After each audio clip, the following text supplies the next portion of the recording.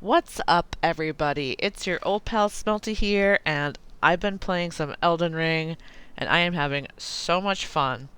And I'm really excited with what I have to bring to you today, so we will jump right into that. But first things first, there will be spoilers in here. There's at least one potential spoiler, so if you're playing blind and you're trying to just not really know anything about what's going on and find for yourself, then you've been warned. This will contain spoilers. With that out of the way, let's jump right into it. Today, I was able to figure out a strategy for dealing with the Grafted Scion, the first boss in the game. And by first boss in the game, I'm talking about that fucker who kills you in the tutorial, the one who one-shots you. That's the one. So, basically, I didn't know this at first, but there's another copy of him in the game, and I found him yesterday. And he's hanging out in a tower in an early area of the game. That's the spoiler. I'm not worrying about it. I already warned everybody. I'm going to show you what I did with this mini boss so that I could practice his moveset. And what I found was that you can parry him. You can parry some of his attacks. You can parry a lot of his attacks, but there's one attack in particular that you can parry very reliably. And the reason that this is nice is because it gives you some distance from him in the fight so that he only repeats maybe 2 or 3 moves most of the time, rather than doing some of those larger gap closing, sweeping kinds of moves. When he does the sweeping kinds of moves, he tends to move on angles with his blades and do some rolling things that make it really challenging to just kind of avoid his proximity. The other thing is that if you want to try to roll dodge instead of parrying, the problem is that you basically only have 1 or 2 small windows, and you have to position yourself. You kind of have to roll right into him. And then he likes to do a lot of backslash moves behind him to punish you. So it's just like it's very small and tricky to find those windows.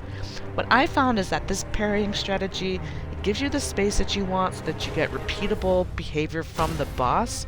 And ultimately, it's a lot easier than doing roll dodge and punish attacks. I just think it's way calmer. You just have to practice a little bit, and then and then you're good.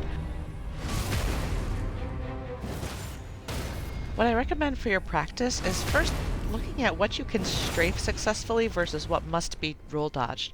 That's going to save you a lot just on the panic frenzy part of things.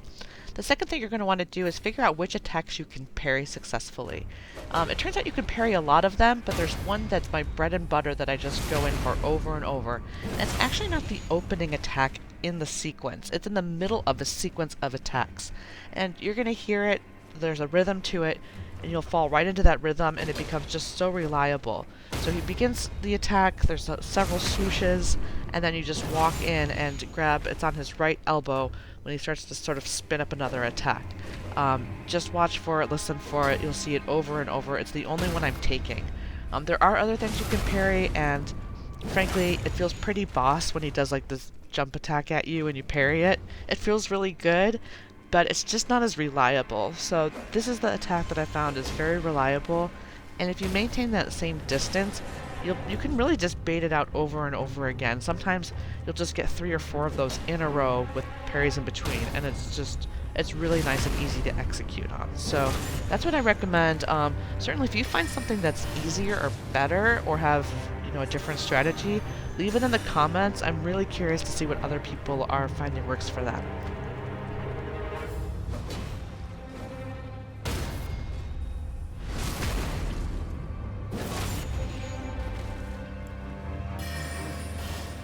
Finally, I will be putting the data that I took today on how much each class can hit for, given that you land a parry, and I'll put that into the description, along with some comments that I found about which classes were easier or more difficult.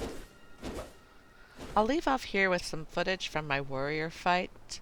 This one was probably the worst, definitely felt like the longest. I don't know if it was just bad RNG or the low damage, but it took a lot of patience. So leave off with that. Thanks again for watching.